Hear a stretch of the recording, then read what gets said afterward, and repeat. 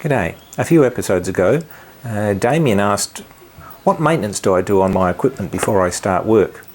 And I instantly thought, well, actually I don't. And then I thought about it a bit more and I thought, well, I actually do some maintenance, but I call it, or I think of it as a routine. So when I'll come into the workshop, I'll turn the lights on and I'll put down the duct boards and I'll uncover machines and all that sort of thing. I don't think of it as maintenance, but it helps things work properly. So I'm going to run through a few of the things that I do that they're pretty much habit for me these days, and hopefully there'll be some things in here which you can pick up on and maybe adopt for your own uses. So to start with a bit of background, I have worked for many years, decades, since last century, all that sort of stuff. We won't go into that.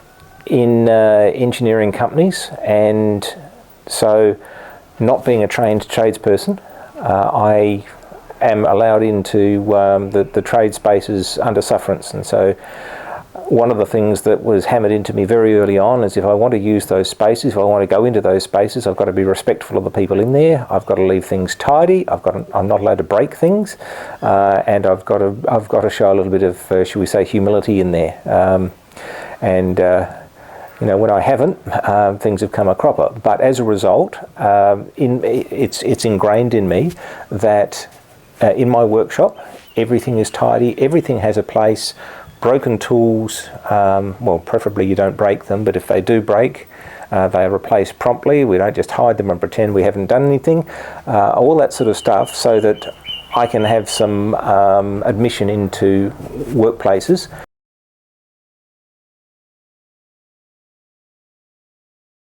First up, safety. Extremely important, particularly in an industrial setting where they've got lots of big machines and things that are able to kill you quite easily. In a home shop, depending on the size of your equipment, it can still kill you, but maybe it'll take a little bit longer. So when I come into the workshop, if I'm not wearing any glasses, safety glasses, and I have things spitting metal chips or whatever around the place, I'll put on safety glasses. Under my welding helmet I have a set of reading glasses that I use, but this is to protect the eyes. When I'm using things like angle grinders, which can be noisy, and even doing interrupted cuts on things too, which just start to irritate me. I'm slightly deaf in one ear, and so I value my hearing, so I've got some earmuffs and they hang up there. I've also got earplugs, and I also have a few of these things around the place too, so that if someone else comes into the workshop, I can give them some safety glasses, give them some earmuffs or earplugs if they need them, and keep them safe as well. Typically when I come into my workshop, I'll be wearing long trousers. In winter, long sleeves just for heat and cold reasons. In summer it could be short sleeves, but if I'm doing something like welding, I'll put on a dust coat or something like that. And if I've got chips going everywhere, I'll also put on a dust coat. Typically I'll have enclosed shoes, because I've learnt firsthand what welding spatter goes through a nylon sneaker like, so we don't do that one.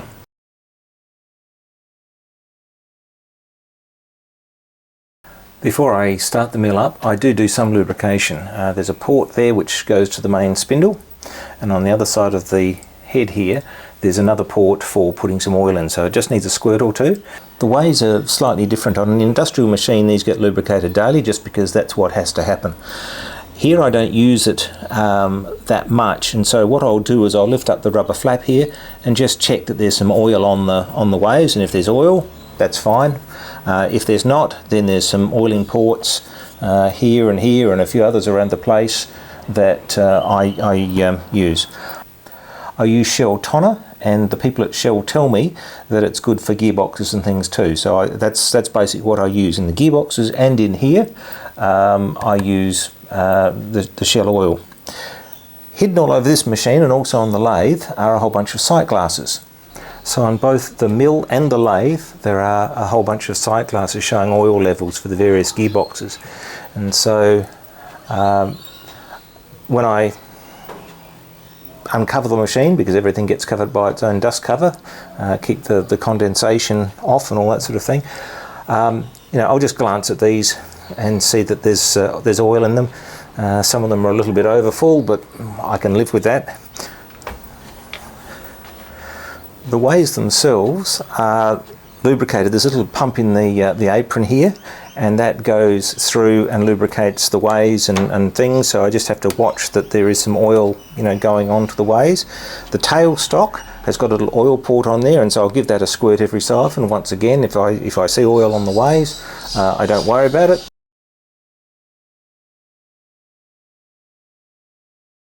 When welding, I've got other PPE that I also wear. These are a sleeve arrangement, and they go over the forearm. And I've also got a leather apron, which goes from the top down to about knee level. Now, the reason for that is just that, particularly with stick welding, throws sparks and things around the place, and with the grinder, so I try to cover up. I don't particularly like having holes burnt in clothes by sparks. Apologies, but this is the dark side of the shed. However, this is how I prep for welding. There's the orange is the earth lead, and that's going over there, and the black is the torch. Now, whether that's TIG or whether that's a stick doesn't really matter. But two things I'll do. One is that I'll lay these leads out so that they are basically straight, no coils in them, and I'll separate them. And the reason for that is it's a bit like extension cords. If you leave them coiled, they can build up heat and do funny things, cause inductance. And if you have these leads parallel, they can also interfere. So keep them, you know, lay them out straight, even if you have to double back like the earth lead here, and keep them separated.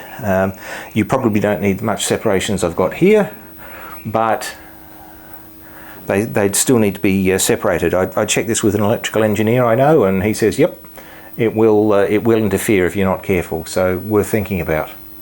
As far as procedure goes with welding, one thing I do like to do, or do try to do every time I turn the welder off, is I turn the gas off, because I've had the situation where I've left it on overnight inadvertently and lost half a tank of gas. So it's one of those things, if the welder isn't running, I turn the gas off.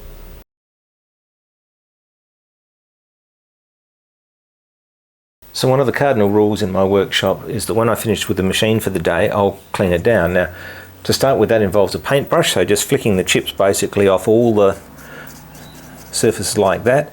Then I'll get the vacuum cleaner on the mill. I'll get the vacuum cleaner in here to suck out the T-slots. I do have a little scrapery thing that I use, and I can, if the vacuum's not working, I can flick that into that. But I just find vacuuming, doing the skirts and all the bits and pieces, pick the chips up, pick the chips off the floor, and that means it's all ready for use next time. On the lathe there's a chip tray, and so once I've finished a job, or while I'm working on a job, I'll flick the chips into here. Once that starts getting busy, or I'm doing something small so I don't particularly want to lose it in the chips, I'll get my brush out, flick everything into it, and then empty this out. This isn't too bad. You know, there's probably I'll probably finish this up by the end of the weekend. Typically, that's what I'll do, is I'll work till the end of the weekend, and then, you know, before I pack up for the week, I'll give everything a clean and an empty and all that sort of stuff.